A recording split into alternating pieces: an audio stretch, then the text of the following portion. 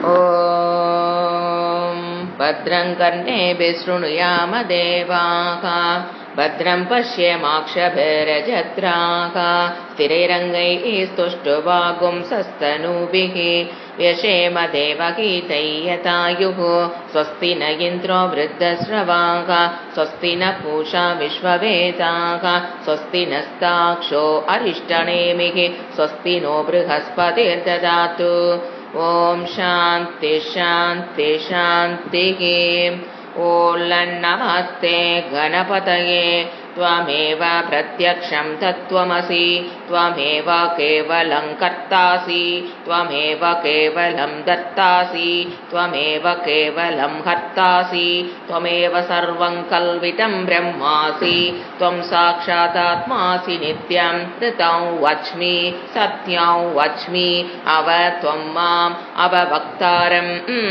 अवश्रोतारम् अवधातारम् अवधातारम् अवानूचानमवशिष्यम् अवपश्चाताहात् अवपुरस्ताहात् अवोत्तराताहात् अवदक्षिणाताहात् अवचोर्ध्वाताहात् अवाधराताहात् सर्वतो मां पाहि पाहि समन्तात् त्वं वाङ्मयस्वं चिन्मयः त्वमानन्दमयस्वं ब्रह्ममयः त्वं सच्चिदानन्दाद्वितीयोऽसि त्वं प्रत्यक्षं ब्रह्मासि त्वं ज्ञानमयो विज्ञानमयोऽसि सर्वं जगदिदं तत्तो जायते सर्वं जगदिदं तत्तस्तिष्ठति सर्वं जगदिदं त्वयि लयमेष्यति सर्वं जगदिदं त्वयि प्रत्येति त्वं भूमिरापो नलो निलो नभः त्वं चत्वारि वाहात्मधानि त्वं गुणत्रयातीतः त्वम् अवस्थात्रयातीतः त्वं देहत्रयातीतः त्वं कालत्रयातीतः त्वं मूलाधारस्थितोऽसि नित्यं त्वं शक्तित्रयात्मकः त्वां योगिनो ध्यायन्ति नित्यं त्वं ब्रह्मा त्वं विष्णुस्त्वं रुद्रस्त्वमिन्द्रस्त्वमग्निस्त्वं वायुश्चं सूर्यश्चं चन्द्रमाश्च ब्रह्म भूर्भुवस्वरो गणातिं पूर्वमुच्चार्य वर्णादीं तदनन्तरम् अनुस्वारपरधरः अर्धेन तुलसिदं तारेण ऋद्धम् एतत्तव मनुस्वरूपं ककारपूर्वरूपम् अकारो मध्यमरूपम् अनुस्वारश्चाहान्त्यरूपं बिन्दुरुत्तररूपं नादसन्धानं सकुङ्किता सन्धिः सैषा गणेशविद्या गणः ऋषिः निश्रुद्गायत्री चन्तः गणपतिर्देवता ॐ गं गणपतये नमः एकदन्ताय विद्महे वक्रतुण्डाय धीमहि तन्नो दन्ति प्रचोदयात् एकदन्तं चतुर्हस्तं पाशमङ्कुशधारिणं रतं च वरदं हस्ते विप्राणमूषकध्वजं रक्तलम्पोदरं शूर्पकर्णकं रक्तवाससं रक्तगन्तानुलिप्ताङ्गं रक्तपुष्पैः सुपूजितं भक्तानुकम्पिनं देवं जगत्कारणमच्युतम् आविर्भूतं च शिष्यातौ प्रकृते पुरुषात् परम् एवं ध्यायति यो नित्यं स योगी योगिनां वरः नमो व्रातपतये नमो गणपतये नमः प्रमदपतये नमस्ते स्तुलम्बोदराय एकदन्ताय विघ्नविनाशिने शिवसुधाय श्रीवरदमूर्तये नमो नमः ஓம் சாந்தி சாந்தி சாந்தி. குருவுக்குண்டான ஒரு ஸ்தோத்திரம்.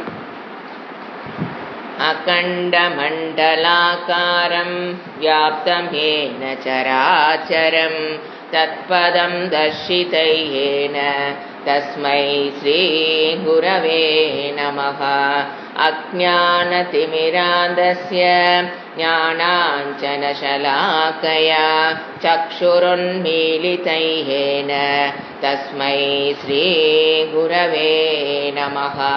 गुरुर्ब्रह्मा गुरुर्विष्णुः गुरुर्देवो महेश्वरः गुरुरेव परब्रह्म तस्मै श्रीगुरवे नमः. स्थावरं जङ्गमं व्याप्तं यत्किञ्चित् च चराचरं तत्पदं दर्शितैहेन तस्मै श्रीगुरवे नमः। चिन्मयं व्यापि यत्सर्वं त्रैलोक्यं सचराचरं तत्पदं दर्शितैहेन तस्मै श्रीगुरवे नमः। सर्वश्रुतिशिरोरत्न विराजितपदाम्बुजः वेदान्ताम्बुजसूर्यो यः तस्मै श्रीगुरवे नमः। चैतन्यशाश्वतशान्तो व्योमातीतो निरञ्जनः बिन्दुनादकलातीतः तस्मै श्रीगुरवे नमः। ज्ञानशक्तिसमारूढः तत्त्वमालाविभूषितः भुक्तिमुक्तिप्रदाता च तस्मै श्रीगुरवे नमः। अनेकजन्मसम्प्राप्त कर्मबन्धविदाहिने आत्मज्ञानप्रदानेन तस्मै श्रीगुरवे नमः। शोषणं भवसिन्धोश्च ज्ञापनं सारसम्पदः गुरोः पादोदकं सम्यक् तस्मै श्रीगुरवे नमः। न गुरोरधिकं तत्त्वं न गुरोरधिकं तपः तत्त्वज्ञानात् परं नास्ति तस्मै श्रीगुरवे नमः। मन्नाद श्रीजगन्नाथः मद्गुरो श्रीजगद्गुरुः मदात्मा सर्वभूतात्मा तस्मै श्रीगुरवे नमः। गुरुरादिरनादिश्च गुरुः परमदैवतं गुरोः परतरं नास्ति तस्मै श्रीगुरवे नमः। त्वमेव माता च पिता त्वमेव बन्धुश्च सखा त्वमेव विद्या द्रविणं त्वमेव सर्वं मम देवदेव त्वमेव सर्वं मम देवदेव। சங்கராச்சாரியருக்கு அவருடைய ஸ்டூடெண்ட் தோட்டக்கா எழுதின ஒரு தோட்டக்காஷ்டகம். विदिता किल शास्त्रसुधा जलते महितोपनिषत्कथितातनिधे हृदये कलये विमलं चरणं भवशङ्करदेशिकमे शरणं करुणावरुणालय पालय मां भवसागर दुःखविधूनहृदं रचया किल दर्शन तत्त्वविदं भवशङ्करदेशिकमे शरणं भवता जनता सुखिता भविता निजबोधविचारण चारुमते कलयेश्वर जीव विवेकविदं भवशङ्करदेशिकमे शरणं भव एव भवानिति मे नितरां समजायत चेतसि कौतुकिता मम वारय मोहमकाजलधिं भवशङ्करदेशिकमे शरणं सुकृतेऽधिकृते बहुधा भवतो भविता समदर्शनलालसदा अतिदीनमिमं परिपालय मां भवशङ्करदेशिकमे शरणं जगतीमवितुं कलिता कृतयो विचरन्ति महामकसच्चलतः अहिमांशुरिवात्र विभासि गुरो भवशङ्करदेशिकमे शरणं गुरुपुङ्कवपुङ्कवकेतनते समता मयतां न हि कोऽपि सुधीः शरणागतवच्चलतत्त्वनिधे भवशङ्करदेशिकमे शरणं विदिता न मया विशदैककला न च किञ्चन काञ्चनमस्ति गुरो दुतमेव विदेहि कृपां सगजा भवशङ्करदेशिकमे शरणम् भवशङ्करदेशिकमे शरणम् भवशङ्करदेशिकमे शरणम्. கீதா பாஷ்யம். முதல்ல நாம் கீதா பாஷ்ய புக்கு எடுத்து ஓப்பன் பண்ணுறதுக்கு முன்னால் சில அறிவை நாம் பெற்றுட்டு அப்புறம்தான் அந்த புக்கை நம்ம ஓப்பன் பண்ணவே முடியும். அது இன்ட்ரொடக்ஷனாக நம்ம பார்க்கலாம். இப்போது நம்ம வாழ்க்கையில் இன்பம் துன்பம் மாறி மாறி தான் வந்து கொண்டு இருக்கிறது. நாம் என்ன செய்கிறோம் வாழ்க்கையில் பார்த்தீங்கன்னா, இன்பம் வரும் காலத்தில் அதுலேயே மூழ்கி விடுகிறோம். துன்பம் வரும்போது அது எப்படி ஜமாளிக்கிறதுன்னு யோசிக்க முடியாமல் அதற்குண்டான ஏற்பாடுகள் செய்து கொள்ள முடியாத போது, துன்பம் வரும்போது அந்த காலத்தில் நமக்கு என்ன தெரியுறதில்ல, பரிகாரம் செய்யறதுக்கு மனம் ஒத்துழைக்காது. அப்போது துன்பத்தை பற்றியே சிந்தனை தான், அதை கடந்து நம்மளால் வர முடியறதில்லை, சிக்கல் ஏற்பட்டுருச்சு. அப்போது என்ன பண்ணணுங்குது சாஸ்திரம், நீ நல்லா இருக்கிற காலத்திலேயே, இன்பமாக இருக்கிற காலத்திலேயே, உடல் ஆரோக்கியம் மனம் ஓரளவுக்கு ஆரோக்கியம் இருக்கிற அந்த காலத்திலேயே என்ன பண்ணிக்கணும், துன்ப காலம் வரும்போது அந்த துன்பத்தை எப்படி ஜமாளிக்கிறதுங்கிறது கற்று வச்சுக்கணும். எப்படி இப்போ உடல் ஆரோக்கியத்துக்காக நோய் வந்ததுக்கு அப்புறம் நம்ம என்ன பண்ண போறதில்ல, எக்ஸசைஸ் பண்ண போறதில்ல. நோய் வருவதற்கு முன்பே நோய் வராமல் பாதுகாப்பதற்காக எப்படி நம்ம எக்ஸசைஸ் பண்ணி நல்ல ஃபுட்டெல்லாம் சாப்பிட்டு நம்மளை நம்ம பாதுகாத்து கொள்கிறோமோ, அதை போல மனம் ஓரளவுக்கு தென்பாக இருக்கும்போது அந்த காலத்திலேயே துன்பகாலம், வயோதிகம், ஒரு நோய், ஒரு துன்பம், அந்த மாதிரி காலத்தை ஜமாளிக்கிறதுக்கு என்ன பண்ணியிருக்கணும், அந்த அறிவை பெற்றிருக்கணும். அதை போல அதுதான் ஒரு சொல்லுவாங்களா, வீடு பற்றி எறியும் போது போய் கிணறு தோண்டி என்ன பிரயோசனம். கஷ்ட காலத்தில் நம்மளால அந்த கஷ்டத்துக்குள்ள போனதுக்கு அப்புறம் உங்களால பரிகாரம் தேட முடியாது. அதைத்தான் சாஸ்திரம் சொல்லுது. நீங்க ஒரு கஷ்டத்துக்குள்ள போயிட்டீங்க அப்படின்னா அதுக்கப்புறம் அதுல பரிகாரம் தேட முடியாது. அது நம்ம அதுக்கு முன்னாலேயே நல்லா இருக்கிற காலத்திலேயே நம்ம என்ன பண்ணியிருக்கணும், ஓரளவுக்கு அதுக்கு முயற்சி பண்ணி இருக்கணும். இதுக்கு வைராகிய சதகத்துல பர்திருஹரி ஒரு ஸ்டோரி சொல்லியிருக்காரு. நிறைய பேர் கேட்டிருப்பீங்கன்னு நினைக்கிறேன். கேட்டவங்க திருப்பி கேட்கலாம், தவறில்லை. புதிதாக வந்தவங்க கேட்கட்டும். அதாவது ஒரு நாட்டில் ஒரு ராஜா, ஒரு ஊரில் ஒரு ராஜாங்கிற மாதிரி ஒரு நாட்டில் ஒரு ராஜா. அந்த நாட்டில் என்ன இதுன்னு பார்த்தீங்கன்னா, நோ எலெக்ஷன்ஸ் எல்லாம் கிடையாது. இந்த காலம் மாதிரியெல்லாம் வருவார், யார் வேணாலும் வரலாம், 5 வருஷம் ஆட்சி செய்யலாம், அந்த எல்லாத்தையும் என்ஜாய் பண்ணிக்கலாம். 5 வருஷம் ஆட்சி முடிஞ்சதுக்கு அப்புறம் அந்த நாட்டை ஒட்டி ஒரு நதி, அந்த நதியில் பார்த்தீங்கன்னா வெறும் முதலைகள், அந்த மாதிரி மனிதர்கள் கீழே இறங்க முடியாத அளவுக்கு ஒரு கோரமான ஒரு நதி. அந்த கோரமான நதியை தாண்டுனா அந்த பக்கம் பார்த்தீங்கன்னா ஒரு காடு, அந்த காட்டில் கோரமான விலங்குகள் வாழ்கிற ஒரு காடு. அந்த காட்டுக்கு அப்புறம் ஒரு மலை, அந்த காட்டு வழியாக போய் தான் மலையெல்லாம் தாண்ட முடியாது, அந்த மலைக்குள்ளே போக முடியாது. ஹில், நான் சொல்றது மலைனா ஹில், அதை தாண்டி அந்த பக்கம் அவங்களால போக முடியாது. அந்த மாதிரி ஒரு தனிப்பட்ட ஒரு ஏரியா.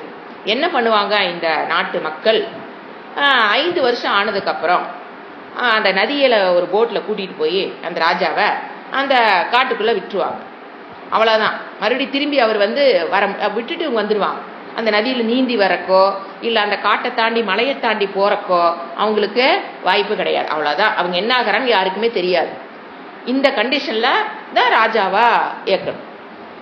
இப்போது யூஸ்வலாக என்ன நடக்கும், எல்லாரும் ஃபஸ்ட்டு வருஷம் அந்த அரண்மனை அந்த வாழ்க்கையெல்லாம் பார்த்தோன்னே வருஷம் ரொம்ப சந்தோஷம், 2வது வருஷம் ஓரளவுக்கு சந்தோஷம், 3வது வருஷம் போது கூட அனுபவிச்சிடுறாங்க. 4வது வருஷம் ஸ்டார்ட் பண்ணும்போது மனசுக்குள்ள என்ன வருது, ஐயோ நம்ம அடுத்த வருஷம் போயிடணும், 5 வருஷம் முடியும். 4வது வருஷம் வரும்போது அந்த பயம், ஐயோ நம்ம போகணுமே அப்படிங்கிற ஒரு பயம். அந்த 5வது வருஷம் முழுவதும் 4, 5, 2 வருஷம் அவங்களுக்குள்ள, 4வது வருஷம் வெளியில் பார்த்தா தெரியாத மாதிரி இருக்கும். 5வது வருஷத்தில் என்ன இப்போ இந்த காலத்தில் சொன்னால் டிப்ரெஷன் போயிடுறாங்க. அதுக்கப்புறம் என்ன பண்ணுவாங்க, ஒரு போட்டில் ஏற்றுனா, ஐயோ நான் வரமாட்டேன், இங்கேயே விட்டுருங்க, நான் தெரியாதனமாக வந்து இந்த மாதிரி சொல்லிட்டேன், எனக்கு என்னை விட்டுருங்க, நான் வேற எங்காவது நான் ஓடி போயிடுறேன், என்னை இந்த நதி கடத்தி விடாதீங்கன்னு கெஞ்சவும், அப்புறம் எல்லாம் போர் வீரர்கள்லாம் பிடிச்சி அவனை வச்சு அமுத்தி கொண்டு போய் அந்த பக்கம் கொண்டு தள்ளி விட்டுட்டு வந்துடுவாங்க. இப்படி தான் நடந்துட்டு இருக்குது. அப்போ ஒரு ராஜா வந்தார். அவரு சரி ஓகே நான் ஏற்றுக்கிறேன், 5 வருஷம் நான் ஏற்றுக்கிறேன்னு சொல்லி வந்தார். அவர் பார்த்தா 5 வருஷம் முடிஞ்சு போச்சு. எந்த விதமான 4வது வருஷத்துலேயும் அவர் கவலைப்படலை. 5வது வருஷம் போகிறோம்னு அவர் கொஞ்சம் கூட கவலவே படலை. அப்புறம் கூட்டிகிட்டு போகிறக்கு ஆளுங்க வந்துட்டாங்க. அப்போ ஜனங்களை வேடிக்கை பார்க்குறாங்க. ஏன்னா 5 வருஷம் கழிச்சா ஒரு சீன் நடக்கும். ராஜா அழுகவும் வரமாட்டாங்கவும், அவங்கெல்லாம் பிடிச்சி அமுத்தவும் வச்சு அமுத்தி கூட்டிகிட்டு போகவும், ஒரு ஓட்டு போட்டில் இழுத்துட்டு கொண்டு விடவும், இதை பார்த்து ஜனங்க பழகிட்டு 5வது வருஷம் பார்த்தா ராஜா என்னங்கிறாரு, என்ன போட்டு, நான் ராஜா, இந்த போட்டா எனக்கு கூட்டிகிட்டு வருவீங்க, நல்ல குவாலிட்டியான போட்டா கொண்டு வாங்க அப்படின்னு சொல்றாரு. மக்களுக்கெல்லாம் ஒரே ஆச்சரியம். ஏன்னா அந்த துக்கத்தில் இருக்கிற அந்த போட்டெல்லாம் பார்க்க மாட்டான், உயிர் விட்டா போகுதுங்கிற மாதிரி தான் பார்ப்பாங்க. இவர் பண்றதெல்லாம் பார்த்துட்டு அந்த போட்டில் ஏறி உட்காந்துருவார். நம்ம சந்தோஷமா இல்லை டாட்டா சொல்லிட்டு ஏறி உட்காந்துட்டு ஓட்டிட்டு போறான். பார்த்தீங்களா, அவனுக்கு பொறுக்காது. ஏன்னா அவன் தான் பல வருடங்களாக ஓட்டிட்டு போறான். ஒவ்வொரு ராஜா அழுகிறதையும் புலம்புறதையும், டே உனக்கு அத்தனை தரண்டா எங்காவது கொண்டு வேற கூட்டுறா, இந்த காட்டுக்கு விடாதரா, எத்தனை புலம்பல் எல்லாம் பார்த்துட்டு இவர் ஜம்முன்னு வராரு. இவனுக்கு பொறுக்க முடியல. என்னங்க நடந்ததுங்க, எப்படி நீங்க பயப்படாம இருக்கிறீங்க ராஜா அப்படின்னு அவன் கேட்கறான். அதுக்கு அவர் சொல்றாரு, நான் அது முதல்லயே நான் பிளான் பண்ணிட்டேன். எப்போ 5 வருஷம் கழிச்சு என்ன நடக்க போகுதோ அதுக்கு நான் முதல்லயே பிளான் பண்ணிட்டேன், அது உனக்கு தெரியல. என்ன பண்ணாராமா, ஃபர்ஸ்ட் வருஷம் ஆட்சிக்கு வந்தோன்னே 5 வருடம் கழித்து அவருக்கு வரக்கூடிய துன்பத்திற்கு அவர் முதல் வருஷத்திலிருந்து பிளான் பண்ணியிருக்காரு. ஃபர்ஸ்ட் வருஷம் போய் என்ன பண்ணாராம், அந்த காட்டில் இருக்கிற மரத்தையெல்லாம் வெட்டி தாவா ஆள போற அந்த ஒரு பகுதியை வெட்டி, அடுத்து 2வது வருஷம் என்ன பண்ணாராம், அந்த வாழ்வதற்குண்டான அந்த இன்ஃப்ராஸ்ட்ரக்சர், இப்போ இந்த காலமா இருந்தா ஹவுஸு, ஸ்கூலு, காலேஜ், அந்த மாதிரி பில்டிங்ஸ் எல்லாம் எஸ்டாப்ளிஷ் பண்ணிட்டார். அப்புறம் 3வது வருஷம் மக்கள்கிட்ட கேட்கிறார், யார் நான் அங்க அரசாட்சி செய்ய போறேன், யார் அங்க வரவங்க வாழலாம் அப்படின்னு. நிறைய பேர் நாங்க அங்க போய் வாழ்ந்துக்க ரெடிங்க அப்படின்னு சொன்னா அவங்கவுங்களுக்கு எல்லாம் வாழ்றதுக்கு உண்டான எலக்ட்ரிசிட்டி, இந்த காலமா இருந்தா எலக்ட்ரிசிட்டி, தண்ணி, எல்லா ஃபெசிலிட்டியும் பண்ணி கொடுத்து ஜனங்களை கொண்டு அங்க 3வது வருஷமே செட் பண்ணிட்டு 4வது வருஷம் அங்க போய் ஆட்சி செஞ்சதுக்கு அப்புறம் அந்த இருக்கிற பீப்புள்ல யார் மினிஸ்டர், யார் இந்த டிபார்ட்மெண்ட், அந்த டிபார்ட்மெண்ட், அந்த மாதிரி அரண்மனை எல்லா செட்டப், ஆட்சி எப்படி செய்யறது, போர் வீரர்கள், ஏன்னா நாடு எஸ்டாப்ளிஷ் பண்றங்கிறது பெரிய விஷயம் இல்லைங்களா. அந்த போர் வீரர்கள், ஆர்மி எல்லாம் 4th இயர் ஃபைனல். அப்புறம் 5வது வருஷம் வந்தது. மீஞ்சு போன வேலையெல்லாம் செஞ்சு முடிச்சுட்டு பேட்சப்னு சொல்றாங்க பார்த்தீங்களா, அந்த மாதிரி ஃபைனல் டச்சப் எல்லாம் இவர் போனா அப்படியே போய் எந்த சீட்ல உட்காரலாம், இந்த சீட் விட்டுட்டு அடுத்த சீட்ல போய் உட்காந்துக்கலாம், அங்க ஒரு சீட்டு. அப்போ அவர் சொல்றாரு, நான் ஏன் அந்த போட் அப்பதான் சொல்றாரு, நான் ஏன் அழுகணும், இப்போ எனக்கு அங்க யார் இருப்பா, பூர்ண கம்பம் கொடுத்து என்னை வரவேற்பதற்கெல்லாம் நான் என்ன பண்ணி வச்சிருக்கிறேன், ஆளங்க செட் பண்ணியிருக்கேன். அதனாலதான் சொன்னேன், இந்த ஓட்ட போட்லயே நான் போக மாட்டேன், எனக்கு நல்ல போட்டு வேணும்னு நான் கேட்டேன், நான் ஏன் அழுகணும் அப்படின்னு அவர் அந்த பக்கம் போய் அரசாட்சி ஆளை செஞ்சுட்டார். இப்ப அவர் என்ன பண்ணினாரு, அவருடைய நல்லா இருக்கிற காலத்திலேயே 5 வருஷம் கழிச்சு ஒரு துக்கம் வருதுன்னா அதற்குண்டான ஏற்பாடுகள் அவர் என்ன பண்ணிக்கிட்டாரு. அந்த மாதிரிதான் நாமெல்லாம் இப்ப யாரு, அந்த ராஜா கணக்கு. சோ அந்த 5 வருஷத்துக்குள்ள அவர் ஹாப்பியா வாழ்க்கையை வாழ்ந்தாலும் ஆஃப்டர் 5 இயர்ஸ் ஹாப்பியா இருக்கிறதுக்கு வழி என்ன, தான் உயிருற வரைக்கும் இருப்பதற்கு வழி என்னங்கிறத அந்த 5 வருஷத்துல என்ன பண்ணிட்டாரு. ஏன்னா அந்த போஸ்ட்ல வந்ததுக்கு அப்புறம் தான் அவருக்கு அதெல்லாம் பண்ண முடியும் இல்லையா. அந்த போஸ்ட் வந்ததுக்கு அப்புறம் தான் அவருக்கு அந்த இது கிடைக்கும், பவர் கிடைக்கும், அது ஒரு காட்டை அழிக்கிறதோ அதெல்லாம். ஸோ பண்ணிட்டு போய் அவர் சந்தோஷமாக அந்த நாட்டை ஆண்டு கொண்டிருந்தார். அதை போல நம்முடைய வாழ்க்கையில் கஷ்டகாலம் உண்மையான கஷ்டகாலம்ங்கிறது எது, வயோதிகம், ஒரு வியாதி, இதெல்லாம் துன்பம், இதெல்லாம் வரும்போது அதுக்கு முன்னாலேயே நம்ம என்ன பண்ணிருக்கணும், வாழ்க்கையில அதற்குண்டான முதலீடை போட்டு அந்த அறிவை பெற்றிருந்தோம் என்றால் நம்மளுடைய வயோதிகத்தை என்ஜாய் பண்ணிட்டு போகலாம். வெறும் பணத்தை நம்ம சேர்த்து வைக்கிறோங்க. பணம்ங்கிறது உங்களுக்கு உணவு, உடை, இருப்பிடத்தை கொடுக்கும். ஆனா மன அமைதியை பணம் கொடுக்குமான்னு கேட்டா கொடுக்கறதுக்கு அதுக்கு சக்தி கிடையாது. நாம இப்படி நினைச்சுக்கிறோம், வயதான காலத்தில் வேணுங்கிற அளவு பணம் சேர்த்து வச்சுட்டா போதும் அது நினைச்சுக்கிறோம். அதுக்கான முயற்சி பண்றோம், சேர்த்து வச்சுக்கிறோம். பணம் பீரோல இருக்குது, கட்டில எல்லாம் நம்மளை சுத்தி பணம் இருக்கு. ஆனா மனதுக்குள்ள ஒரு சந்தோஷம் இல்லாமல் என்ன பண்ண முடியாது, அந்த பணத்தை நம்ம என்ஜாய் பண்ண கூட முடியாது. அதனாலதான் நன்றாக வாழும் போதே என்ன பண்ணணும், மனதை திருடம், மனதை என்ன பண்ணிக்கணும், திருடம். ஏன்னா நம்ம ஸ்கூல் போய் படிக்கிறீங்க பார்த்தீங்களா, அதெல்லாம் வந்து கெமிஸ்ட்ரி, ஃபிசிக்ஸு, நீங்கள் ஐஏஎஸ் எக்ஸாம், ஐபிஎஸ் எக்ஸாம், எதுக்கு நீங்கள் படித்தாலும், நீட் எக்ஸாம் எதை படித்தாலுமே அது மணி மேக்கிங் ப்ராசஸ். மனதை திருடம் பண்ற வழி அது தராது. அங்கே அது சப்ஜெக்டே அங்கே கிடையாது. மணி மேக்கிங், அது மூலயமா நம்ம ஒரு ஜாபுக்கு போகலாம், நல்லா சம்பாதிக்கலாம், வாழ்க்கைக்கு உண்டான உணவு விடை இருப்பிடத்தை வசதியாக அமைத்துக் கொள்ளலாம், நல்ல போகங்களை அனுபவிச்சுக்கலாம். What about mind? மனது திருடமாவதற்கு இதே சூழ்நிலை தாங்க அர்ஜுனனுக்கு வந்தது. அர்ஜுனன் பார்த்தீங்கன்னா very handsome person, he is very strong. Dhananjaya, செல்வத்தை வென்றவன்னு பேர் அவனுக்கு, தனஞ்சய இல்லைங்களா? அதாவது இந்திரனை எங்க சொர்க்கம் போயிட்டு ரிட்டர்ன். இப்போ நாமளே சொல்றோம் அமெரிக்கா ரிட்டர்ன், ஜெர்மனி ரிட்டர்ன்ங்கிற மாதிரி அர்ஜுனன் என்ன தெரியுங்களா? ரிட்டர்ன், சொர்க்கம் ரிட்டர்ன். அவனால் அடையப்படாதுங்கிறது எதுவுமே கிடையாது.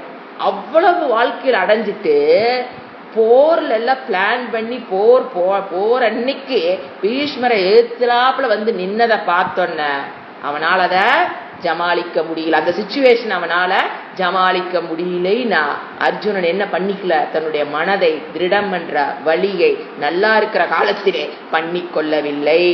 அது நல்ல வேலை, அவன் லக்கு. அவனுக்கு பகவான் கிடைச்சாரு, போர்க்களத்துல உட்கார்ந்து உபதேசம் பண்ணினாரு, மனம் திருடம் பண்ணிக்கிட்டு அவன் போரிட்டான். சோ மனம் திருடம் பண்றதுக்கு தான் சாஸ்திரம் படிப்பது அல்லது கீதா படிப்பது. எதற்கு நாம படிக்கிறோம்? பொழுதுபோக்காக படிக்கிறோம், இல்ல எல்லாரும் சேர்ந்து படிக்கிறாங்க நாமளும் போலாம், இல்ல நானும் படிக்கிறேன்னு சொல்றதுல பெருமைப்பட்டுக்கலாம், அதற்காக அல்ல. என்னுடைய மனதை திருடம் பண்றதுதான் சாஸ்திரமும் சரி. சாஸ்திரம்னா வேதங்கள். ஷஷ் மீன்ஸ் டு டீச். இறைவன் நமக்கு உபதேசம் செய்த வேதம் அதுவாகட்டும், அதனுடைய சாரம். நம்ம இப்ப பகவத்கீதா பாஷ்யம் போது அந்த வேதத்தினுடைய சாரம் தான் பகவத்கீதா. இதெல்லாம் படிக்கிறது எதுக்குன்னா என்ன பிரயோஜனம்னு கேட்டா, என்ன பிரயோஜனம்? மனதை ஃபர்ஸ்ட் திருடம் பண்ணிக்கிறது. ஃபர்ஸ்ட் ஜீவன் முக்தி. ரெண்டாவது மோக்ஷம். ரெண்டாவது பலன் என்ன? மோக்ஷம். மோக்ஷங்கிறது ஃபர்ஸ்ட் வாழ்ந்து கொண்டு இருக்கும் போது மனதை திருடம் பண்ணிக்கிறது. அடுத்தது இறந்ததுக்கு அப்புறம் மீண்டும் பிறவாமை. இது ரெண்டாவது பலன். அது இறந்ததுக்கு அப்புறம் நடைபெறுவது. அதை நாம் இப்ப சிந்திக்க வேண்டிய அவசியம் இல்லை. நமக்கு இப்ப இருக்கிற சூழ்நிலை என்ன? இப்ப இருக்கிற என்னுடைய மனதை நான் திருடம் பண்ணணும். வேற இந்த மனதை திருடம் பண்ணுவதற்கு வேற எங்கும் வாய்ப்பில்லை. எதை படிச்சாலும், எந்த போஸ்ட்ல போனாலும், எத்தனை கோடி சம்பாதிச்சாலும், எத்தனைதான் இன்டெலிஜென்ட் காலிபர் ஐக்யூ அதிகமாக இருந்தாலும் வேதத்துக்குள்ள வராம நம்மளுடைய மனதை நாம் திருடம் பண்ண முடியாது.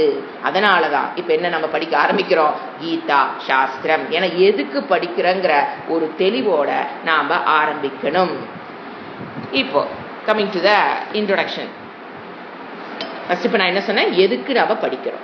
வாழும்பொழுது மனம் என்ன பண்ணிக்கிறது? திருடம் பண்ணிக்கிறது. அதாவது கஷ்ட காலத்தை மேனேஜ் பண்ற அளவுக்கு மனதை என்ன பண்ணணும்? திருடம் பண்ணிக்கணும். ஏன்னா வெளிவருகின்ற சூழலை நம்மளால மாற்ற முடியாது. மனதை என்ன பண்ணிக்கலாம்? அந்த சூழலை ஜமாளிக்கிற அளவுக்கு மனம் திருடமாகும். அடுத்தது இப்ப இன்ட்ரோடக்ஷன். இப்ப இந்த உலகத்துல பாத்தீங்கன்னா ஏன் மனிதர்களுக்கு மட்டும் இது தேவை, விலங்குகளுக்கு ஏன் இது தேவையில்லாம அது வாழ்ந்துட்டு இருக்குது அப்படிங்கிற ஒரு விசாரம். பல ஜீவராசிகள் இந்த உலகத்துல, ஜீவராசி எனக்கு கேட்டாங்க அப்படின்னா என்னங்கன்னா, ஜீவத்தி இது ஜீவகா, அது டெபினிஷன். ஜீவராசிக்கு என்ன டெபினிஷன்? ஜீவத்தி இது ஜீவகா. வாழ்ந்து கொண்டிருப்பதெல்லாம் என்னது? ஜீவன். எது? தாவரங்கள், விலங்குகள், மனிதர்கள் எல்லாமே என்னது?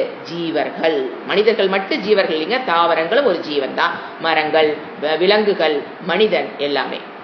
இப்போ விலங்குகளாகட்டும் மனிதர்களாகட்டும் என்ன பண்றோம்? காமனா என்ன பண்றோம்? எல்லாரும் ஒரு வயிற்றில் பிறந்து, விலங்குகளும் சரி மனிதரும் சரி, அதற்குண்டான உணவை எடுத்துக்கிட்டு குறிப்பிட்ட நேரம் உறங்கி இனப்பெருக்கம் செய்து இறப்பது. இது காமன். ஆல் ஜீவத்தி இது ஜீவராசிகளுக்கு உண்டான பொது டெபினிஷன். பிறக்கும், உணவை உண்டும், அப்புறம் உறங்கும், அப்புறம் இனப்பெருக்கம் செய்யும், அப்புறம் இறக்கும். இந்த செயலை செய்யறத ஜீவகா. ஜீவத்தி இது. எனக்கு வாழ்தல் என்ன? இதுதான் வாழ்தல். இதுல மனிதன் ஏன் மேலானவன்? நாம் என்ன சொல்லுவோம்? 6th சென்ஸ், இப்ப 7th சென்ஸ் எல்லாம் சொல்ல ஆரம்பிச்சிட்டாங்க. அந்த ஒரு அறிவு இருக்குது. மற்ற விலங்குகளிடமிருந்து மனிதன் எப்படி மேலானவன்? நம்ம சொல்லிக்கிறோமா இல்லையா? எல்லாத்த விட நான் மனிதர்கள் கிரேட்டு. ஏன்? எப்படி மேலானவன்? ஜந்தூனாம் நரஜன்ம. சங்கரே சொல்லுவார், ஜந்தூனாம் ஜந்துனா அவர் சொல்றது ஜீவராசிகள்லயே நரஜென்மம் தான் துர்லபம், கிடைப்பதற்கு அரிதானது, அரிது அரிது மானிடராய் பிறத்தல் அரிதுங்கிற வார்த்தை சங்கர் சொன்ன வார்த்தை அது. ஸோ ஏன் ஒரு மனிதனுக்கு என்ன எப்படி மேலானவன் அப்படின்னு நம்ம பார்க்கலாம். எப்படி மேலானா, இப்ப பாத்தீங்கன்னா ஒரு அனிமல், ஒரு நாய் இருக்குன்னு வச்சுக்கோங்களேன், அதுக்கு நான் நாய்ங்கிறது அது தெரியாது. நான் நாய், இது பூனை, இது மனிதர்கள்ங்கிற அந்த செல்ஃப் என்ன சொல்றது, அந்த அறிவு, தன்னை அறிகின்ற அறிவு அதுக்கு கொஞ்சம் கம்மி. அதுக்கு எந்த அளவுக்கு தன்னை பற்றி அறியும்னா, இது என்னுடைய இனம், இது என்னுடைய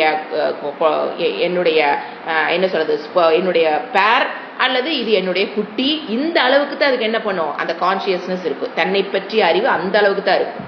எப்படி தன்னை பற்றி அறிவதில்லைன்னா, ஒரு பூனை நீங்க வீட்டில் வளர்த்துறீங்க பாருங்களேன், ஒரு முக கண்ணாடியில போய் நின்று அது தன்னுடைய அழகை ரசிக்க தெரியாது அதுக்கு. ஆனா மனிதர்கள் என்ன பண்றோம், நான் யார், நான் மனிதன், எனக்கு எப்படி இருக்கு கண்ணு, நான் எப்படி இருக்கு, நாம என்ன பண்றோம், அந்த கண்ணாடி வச்சு நம்ம மேக்கப் பண்ற போது அந்த பூனைக்கு என்ன தெரியாது, நான் ஒரு பூனை, நான் அழகா இருக்கேன் அப்படின்னு. அந்த பூனைக்கு ஒரு மயில், நான் இவ்வளவு அழகா டான்ஸ் ஆடுறேன், எனக்கு இவ்வளவு கெப்பாசிட்டி அதுக்கு தெரியாது. இதுதான் மெயின் டிஃபரன்ஸ். அறிவுத்திறன் எங்க வேறுபடுகிறோம், அறிவுத்திறன். விலங்குகள் தன்னைத்தான் அறிவது சக்தி அதுக்கு இல்லை. புரிஞ்சுங்களா? இப்போ அதனாலதான் பாருங்க, அதுகளுக்கு இப்போ நீங்க ஒரு மாடு வளர்த்துறீங்க, கழுத அப்படின்னு நீங்க திட்டினீங்கன்னா அதுக்கு கோபம் வருவதில்லை. ஏன்னா நான் பசு, அவங்க என்னை கழுதையோட கம்பேர் பண்றாங்க, கழுத என்னை விட லோவான ஒரு அனிமல், அதோட என்னை கம்பேர் பண்றாங்க, அதுக்கு கோபம் எல்லாம் வருவதில்லை. நீங்க நாய் திட்டி பாருங்க, கழுதையும் திட்டி பாருங்க, அந்த நாய் வாழாடிட்டு இருக்கு, ஏதோ சொல்றாங்க வாழாட்டி இருக்கும். அது லாங்குவேஜ் புரிஞ்சாலுமே அதுக்கு அது புரியா. நாம நினைச்சிருக்கோம் பேசுறது புரியலன்னு, அப்படியெல்லாம் இல்லை. அதுக்கு அது கழுதைங்கிறது லோவான ஒரு அனிமல், அதை நம்மளோட கம்பேர் பண்றாங்களா அது நினைச்சுக்காது. நீங்க 2 நாய் வளர்த்துங்க வீட்டுல. ஒரு நாய் எல்லாம் பண்ண ஹைலி சொஃபிஸ்டிகேட் வீட்டுக்குள்ள வச்சு பெட்ரூம்ல வச்சு படுக்க வரைக்கும் ஒரு நாய் வளர்க்குறாங்க. இன்னொரு நாய் தெருவில் போயிட்டு இருக்குன்னு வச்சுக்கலேன், இவங்க அந்த நாய் வாக்கிங் கூட்டிட்டு போறாங்க பாத்தீங்களா, அப்ப தெரு நாய் பாக்குது, யார் அந்த செயின் பிடிச்சி ஒரு அம்மா கூட்டிட்டு போறாங்க, வாக்கிங் கூட்டிட்டு போறாங்கும் போது அந்த தெரு நாய்க்கு தெரியாது என்ன, அதுக்கு என்ன அது உணராது, ஐயோ பாரு இந்த நாயெல்லாம் எவ்வளவு சுகமா இருக்குது, கையை பிடிச்சி பாங்க கூட்டிட்டு போறாங்க, எப்படி சாப்பாடு போட்டு அந்த நாய் வாரி எப்படி இருக்குது, நாம வேறு சோத்துக்கு சேர்த்து இப்படி கிடக்கிறமேன்னெல்லாம் அதுக்கு தெரியாது. தன்னை அறிகின்ற சக்தி, அதுக்கு கம்பேர் பண்ற சக்தி அதற்கு கிடையாது. இப்போ இந்த அறிவு நமக்கு என்ன அறிவு தெரிஞ்சுக்கலாம், இப்போ நமக்கு நம்மை அறிகின்ற தன்னைத்தான் மனிதன் அறிகிறான். அதனாலதான் மற்ற மனித விலங்குகளிடமிருந்து ஜந்தூனா அவன் கொஞ்சம் மேலானவன். என்ன காரணம், தன்னைத்தான் அவன் அறிகிறான், தன்னை அறிகின்ற அறிவு. இப்ப பாருங்க, இந்த அறிவினால என்ன பிரயோசனத்தை மனுஷன் கண்டான்னு பார்க்கலாம். இந்த அறிவு இருக்கிறதுனால அட்வான்டேஜ் இருக்குது, டிஸ்அட்வான்டேஜும் இருக்குது. நம்ம இந்த அறிவு நான் ஒன்லி அட்வான்டேஜ் மட்டும்தான் பார்த்துட்டு இருக்கிறோம், அதுல இருக்கிற டிஸ்அட்வான்டேஜ் என்னன்னு சாஸ்திரம் சொல்லுது. என்ன அட்வான்டேஜ் நம்ம சொல்லவே தேவையில்லை, உங்களுக்கு கொடுத்தா போது புரிஞ்சு போயிரு. ஏன்னா இந்த அறிவு இருக்கிறதுனால நம்ம என்ன பண்றோம், ஃபர்ஸ்ட் சாஸ்திரம் சொல்ற விட சாசனம், சாசனம் நாங்க ஆள்கிறது. இந்த நம்ம என்ன பண்றோம், இந்த பிரபஞ்சத்தை என்ன பண்ணக்கூடிய சக்தி நமக்கு இருக்கு, ஆளும் சக்தி கிடைக்குது. சாசனம், we can rule the பிரபஞ்சா. எல்லா அனிமலும் நம்ம என்ன பண்ணிடுறோம், நம்மளுடைய கண்ட்ரோல்ல வச்சிருக்கோம். யாரும் நம்மளை ஒன்றும் பண்ண முடியாத அளவுக்கு நம்மளை பாதுகாத்துக்க. ஸோ அந்த சாசனம் சொல்லுவோம், நம்மளை அதை ஆள்கின்ற திறமை அவனுக்கு கிடைக்குது. எல்லா அனிமல்களையும் ஆளுகின்ற திறமை கிடைக்குது. அடுத்தது ரக்ஷணம் சொல்லுவோம். ரக்ஷணம்னாங்க தன்னைத்தான் பாதுகாத்து கொள்ள தெரியும் அவனுக்கு. இப்போ ஒரு கொரோனா டைம் வந்தது, எப்படி நம்மளை காப்பாத்திக்கிட்டோம், அதுக்கு என்ன கண்டுபிடிக்கணும், எப்படி இருக்கணும், அது என்ன பண்ணணும், எல்லாம் நமக்கு தெரியும். நம்மளை பாதுகாத்துக்கிறதுக்கு நல்லா தெரியும். ஆனா அனிமல்ஸ்க்குலாம் அதெல்லாம் தெரியாது. ஸோ இது பிளஸ் பாயிண்ட். நாமளே பாதுகாத்துக் கொள்வது, அதை கொண்டு ஆன்டிபயோட்டிக் என்ன பண்றது, ஏது பண்றது எல்லாம் நமக்கு ஓரளவு மீண்டு வந்துட்டோம் பாத்தீங்களா. இந்த அறிவு ரக்ஷணம், நாமளே பாதுகாத்துக் கொள்ளக்கூடிய ஒரு சக்தி அந்த அறிவினாலதான் நமக்கு கிடைக்குது. 2வது. 3வது போகம், என்ஜாய்மெண்ட். அதை பண்றதுக்கு காரணம் இந்த அறிவு தான். நம்ம இருக்கிற ஒரு ஸ்பெஷல் அறிவு இருக்கு பாத்தீங்களா, அதை வச்சுதான் நம்ம எதை நாடி போறோம். போகம் எது, உணவுல விதவிதமான உணவுகள், ட்ரெஸ்ஸில் விதவிதமான ட்ரெஸ்ஸை போட்டு அணிவிக்கலாம், விதவிதமான உணவு, விதவிதமான வீடு, விதவிதமான செப்பல், விதவிதமான எல்லா போகம் அணுவணும், துன்பத்தை அணுவிக்கணும், இன்பத்தை அணுவிக்கணும்னு அவன் என்ன பண்றான், டிவி என்ன, பர்னிச்சர்ஸ் என்ன, இந்த மாதிரி. அந்த குருவி பாருங்க, அந்த கூடு தான், அங்க நோ பர்னிச்சர் நோ டிவி. அது சிருஷ்டி பண்ண காலத்துல அது எப்படி கூடு கட்டுச்சோ அதே மெத்தட்ல இன்னைக்கு கூடு கட்டுது, 2 முட்டையை வைக்குது, குஞ்சு வறுக்குது, குஞ்சு பெருசான பறந்து போயிட்டே இருக்குது.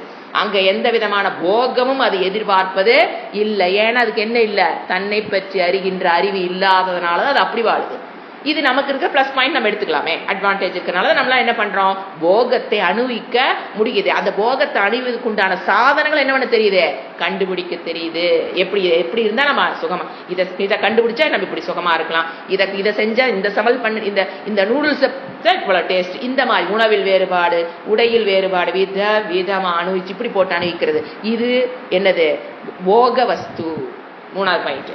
நாலாவது, நமக்குன்னு ஒரு சமுதாய அமைப்பு நமக்கு வச்சுக்கிட்டு இது சரி இது தவறு, சில என்ன சொல்றோம், இந்த மாதிரி சட்டங்கள் அமைக்கப்பட்டு நமக்குள்ள ஒரு பாதுகாப்பு, சமூகத்தில் ஒரு பாதுகாப்பு ஏற்படுத்திக்க நமக்கு ஒரு சமூக கூட்டமைப்பு யாருக்கு இருக்குது, மனிதர்களுக்கு கூட்டமைப்பு நம்ம வச்சுக்கிறோமா இல்லையா. நம்ம இந்தியான்னு ஒரு கண்ட்ரி, நீ பாகிஸ்தானி அங்கிரு, நாங்க இங்க இருக்கிறோம், இந்த மாதிரி ஒரு சமுதாய கூட்டமைப்பு இந்த அறிவினால் தான் மனிதன் வச்சுக்கிறான்.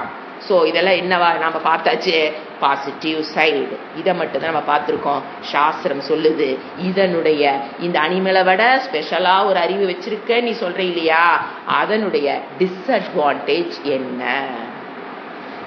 அதாவது அந்த இறைவன் கொடுத்த அறிவை நம்ம முழுமையாக பயன்படுத்தாதனாலதான் அது டிஸ்அட்வான்டேஜ் புரிஞ்சுங்களா. இறைவன் நமக்கு ஒரு சக்தி கொடுத்திருக்காருலே, அறியும் சக்தி, அதை நாம் முழுமையாக பயன்படுத்தாமல் அறகுறையாக பயன்படுத்துவதனால் தான் துக்கம். ஏன்னா உடனே நம்ம பகவான் மேல பழி போட்டுருவோம்.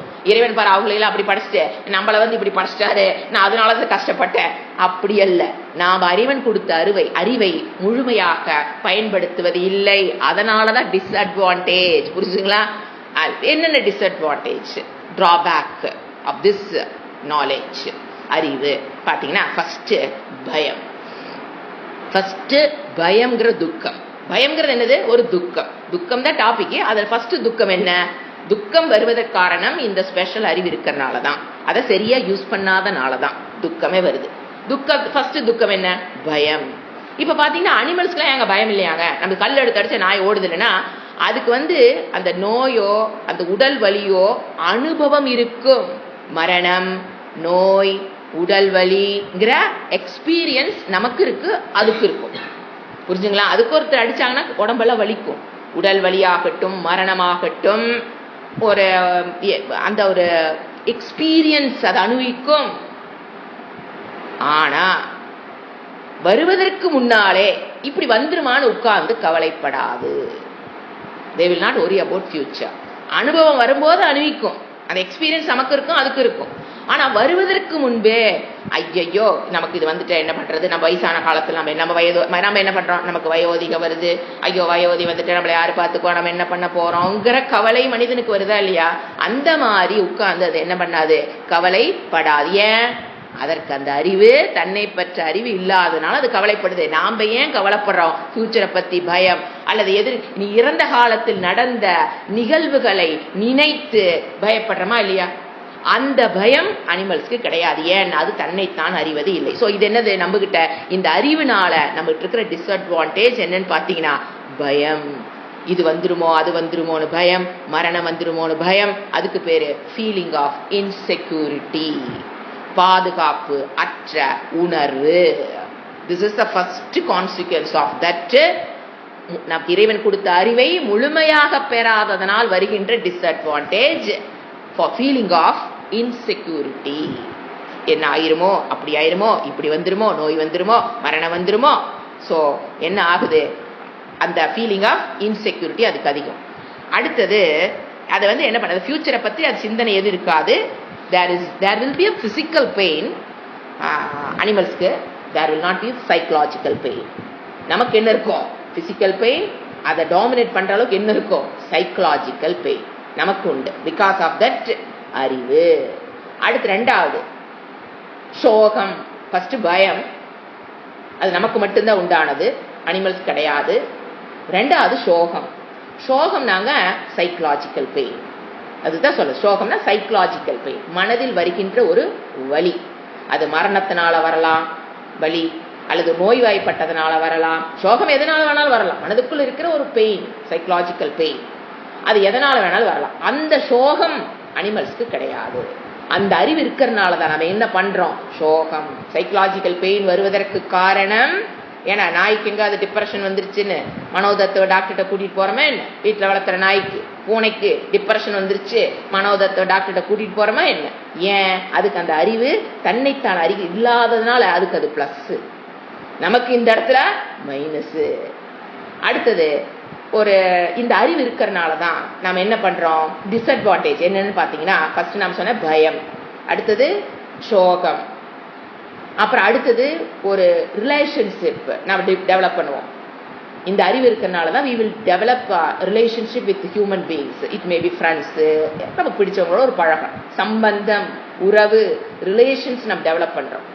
இது அத்தை மாமா, இவங்களுக்கு அவங்க சொந்தம், இவங்களுக்கு அவங்க சொந்தம், நாம ஒரு ரிலேஷன் டெவலப் பண்றோம். அது அனிமல்ஸ்க்கு அதெல்லாம் தெரியாது. இது நாம் டெவலப் பண்றதுனால நன்மை இருக்குன்னு நாம் நினைக்கிறோம். அதுல என்ன நினைக்கிறோம்? அதுல நாம அதுல கஷ்டப்படுறோமா இல்லையா? ஒருத்தர் ஒரு வார்த்தை சொல்லிட்டாங்க அப்படிங்கறக்காக எவ்வளவு வேதனைப்படுறோம். இதெல்லாம் அனிமல்ஸ்க்குலாம் கிடையாது. ஒரு உறவை டெவலப் பண்ணி அந்த உறவுக்கு வேணுங்க அதெல்லாம் செஞ்சு கடைசியில அந்த உறவு வந்து என்னை இப்படி சொல்லிட்டாங்க அப்படி சொல்லிட்டாங்க அப்படிங்கிற மாதிரி எல்லாம் அதுகளுக்கு கிடையாது. ஆனா மனிதன் அந்த உறவுகளை டெவலப் பண்ணி அந்த உறவுகளில் அவன் என்ன பண்றான்? கஷ்டமும் பட்டு கொண்டிருக்கிறான்னா அதற்கு நிந்தனா கிவ்ஸ். மத்தவங்க ஒருத்தர் நிந்தனானா திட்டுறது, ஒரு வார்த்தை சொல்லிட்டா கூட நமக்கு என்ன ஆகுது? சோகம். எப்படி சோகம் வரலாம்? மரணம் தான் வரணும், நோய் தான் வரணும், ஜரானாலதான், வயதோகியத்துல சோகங்கிறது கிடையாது. ஒருத்தர் திட்டாவே நம்ம எங்க ஓடிடுறோம்? சோகம், நிந்தனா, பயம், அவமரியாதை, இதெல்லாம் அனிமல்ஸ்லாம் கிடையாது. நமக்கு என்ன இருக்குது? அவங்க என்னை மதிக்கவே இல்லை. அடுத்தது பொறாமை, கர்வம், இதெல்லாம் ஏன் நமக்கு வந்தது? பிகாஸ் ஆஃப் திஸ் அறிவு. பொறாமையில கஷ்டப்படுறோம், கர்வத்துல கஷ்டப்படுறோம். அதான் சொன்னேன், ஒரு ஸ்ட்ரீட் டாக் என்ன படாது? வீட்டில் இருக்கிற ஒரு அழகான நாயை பார்த்துட்டு பொறாமைப்படாது. அல்லது அந்த வீட்டில் இருக்கிற நாயை அந்த ஸ்ட்ரீட் டாக பார்த்துட்டு கர்வம் படாது. பொறாமை, கர்வம், ஒரு லாங் லிஸ்ட் கொடுக்கலாம். எது? இந்த அறிவு இறைவன் கொடுத்ததுனாலதான் நம்ம மனதில் இருக்கிற அழுக்கு. ஏன்னா இதெல்லாம் என்ன நல்ல விஷயமே என்ன? அழுக்கு வந்துருச்சு. என்னென்ன அழுக்கு எழுதிக்க? காமம். காமம்னா போகத்தை அணிவிக்கணும், இந்திரியத்துல கண்ணுல இதை அணிவிக்கணும், காதுல இதை அணிவிக்கணும், மூக்குல இதை அணிவிக்கணுங்கிற ஆசை. வேறு ஆசை இல்லைங்க, இந்திரியத்தினால் சுகத்தை தேடுவது, அதுக்கு பேர் தான் காமம். அடுத்தது காமம், குரோதம். நம்ம குரோதம்னா கோபம். இதெல்லாம் ஒன்னொன்னு பகவானே பகவத்கீதையில விளக்க போறாரு. ஜஸ்ட் நேம் மட்டும் நம்ம தெரிஞ்சு வச்சுட்டா போதும். காமம், குரோதம், லோபம், பேராசை, மதம், கர்வம், மாத்சரியம், பொறாமை. அப்புறம் இப்ப சொன்ன பாத்தீங்களா பயம், மேல சொன்னது பயம், சோகம். அப்புறம் ஒரு பொருள் எனக்கு பிடிக்குது, அது வேணுங்கிற அந்த விருப்பு, லைக்ஸ் அண்ட் டிஸ்லைக்ஸ். இது எனக்கு பிடிக்கல, எனக்கு இது வேண்டாம் அப்படிங்கிற டிஸ்லைக்ஸ், விருப்பு வெறுப்பு. இது ஒரு லாங் லிஸ்ட்டுங்க, சும்மா ஷார்ட் பண்ணி நான் கொடுத்துருக்கேன். என்னன்னா இன்னும் போனா டீப்பா போயிட்டே இருக்கலாம். இதெல்லாம் என் மனதுக்குள்ள எப்படி வந்தது? பிகாஸ் ஆஃப் திஸ் அறிவு. என்னை நான் அறிகின்ற அறிவு இருக்கிறனால தான் இதெல்லாம் வந்திருக்கு. இந்த அறிவை பயன்படுத்த என்ன சொல்லுது? நம்ம ஒரு குரூப் ஆஃப் பீப்புள் பார்த்தீங்கன்னா ஓரளவு சிந்திச்சுட்டு, சரி இந்த அறிவு இருக்கிறனால தானே பிரச்சனை, நான் என்ன பண்றேன், அந்த காலத்துல இருப்பாங்க பாத்தீங்களா ஹிப்பீஸ்னு ஒரு ஸ்டைல் வாழ்வாங்க. ஹிப்பீஸ் அனிமல்ஸ் மாதிரி வாழ்ந்துட்டா நாம இந்த துக்கத்திலிருந்து வந்துடலாமல்ல, இப்படி ஒரு திங்கிங் பண்ணி அது ஒரு குரூப் அந்த ஒரு காலத்துல ஃபேமஸா இருந்தாங்க. அவங்களாம் இப்பெல்லாம் அவங்களாம் கிடையாது, அப்போ ஒரு காலத்துல இருந்தாங்க.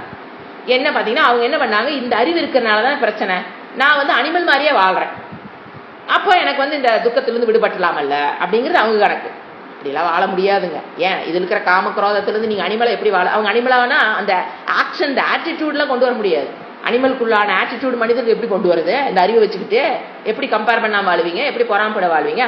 அதனாலதான் பாரு, நகத்தை வெட்ட மாட்டாங்க, முடிய வெட்ட மாட்டாங்க, எப்படி காட்டுக்குள்ள அப்படியே வாழ்றது, ட்ரெஸ் கூட போடாம ஹிப்பீஸ்பாங்க அந்த காலத்துல. அப்படியே வாழ்ந்து பார்த்தா அப்படி வாழ்ந்து பார்த்துட்டாங்க. அவங்களுக்கு என்ன கிடைக்கலையா, அந்த குரூப் அப்படியே அழிஞ்சு போயிட்டாங்க.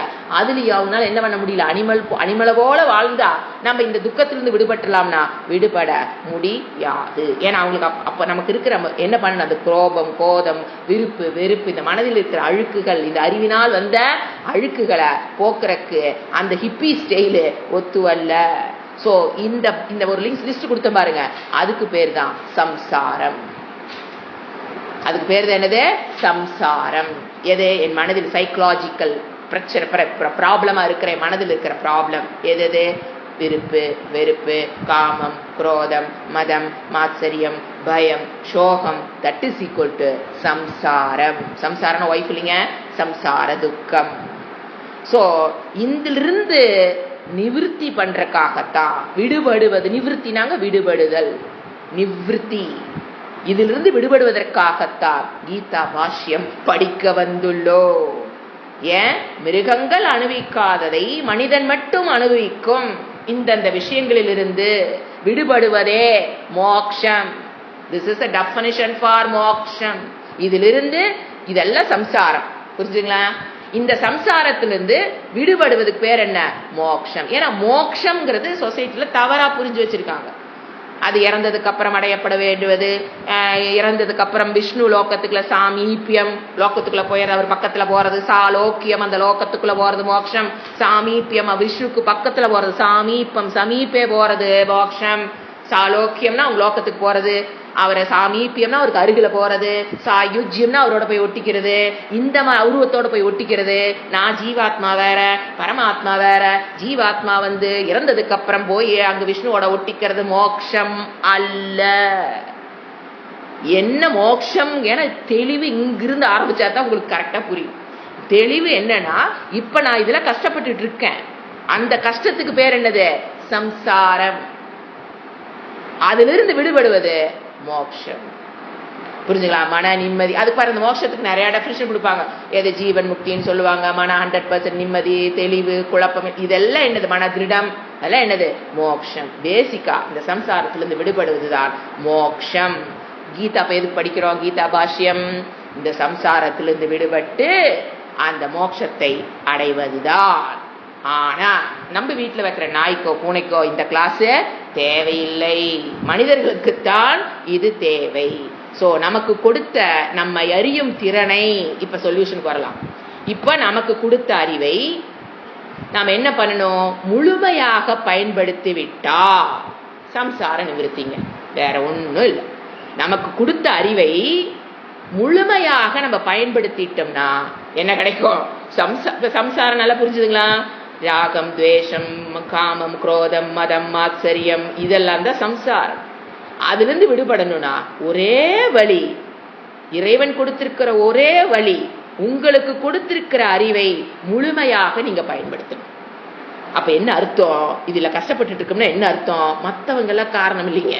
எது நாம என்ன சொல்லுவோம்? என்னோட துக்கத்துக்கு யாரு காரணம்? பெரிய லாங் லிஸ்ட் வச்சிருப்போம். இவங்க காரணம், அவங்க காரணம், இது காரணம், அது காரணம், இந்த சூழ்நிலை காரணம், இந்த நபர் காரணம், இந்த பொருள் காரணம்.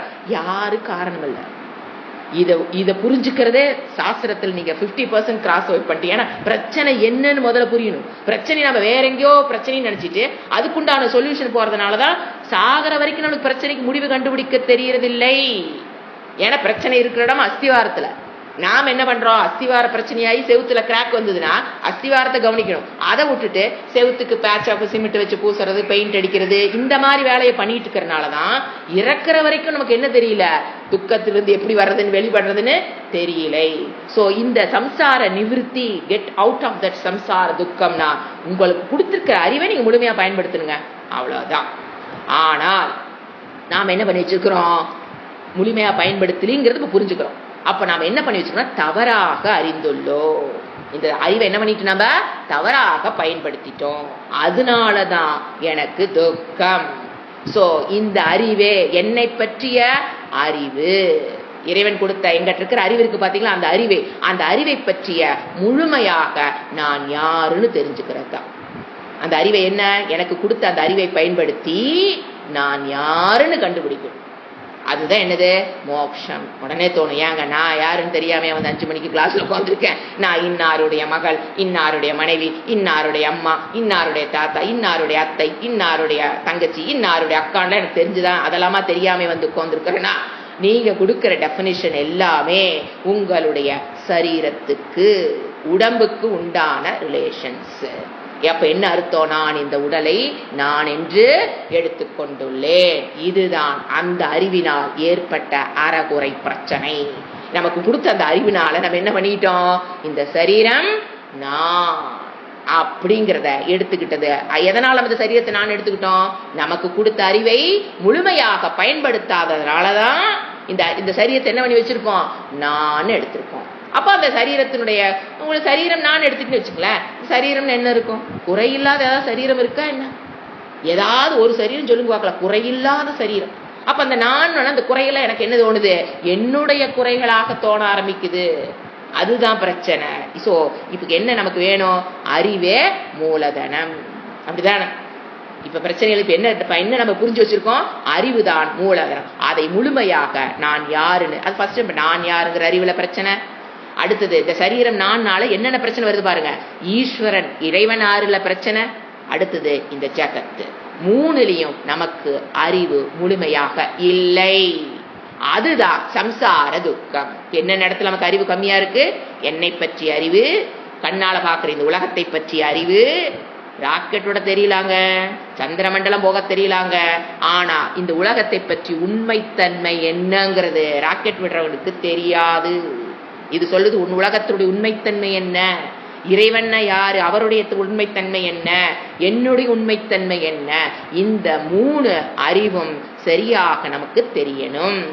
தெரியும் போது இந்த பிரச்சனையிலிருந்து நாம வெளிவரணும். இவ்வளவுதாங்க நம்ம படிக்கிற விஷயம். இவ்வளவுதான். எதை பற்றிய அறிவு? என்னை பற்றிய அறிவு, இந்த உலகத்தை பற்றிய அறிவு, அடுத்தது நம்மை படைத்த அந்த ஈஸ்வரனை பற்றிய அறிவு.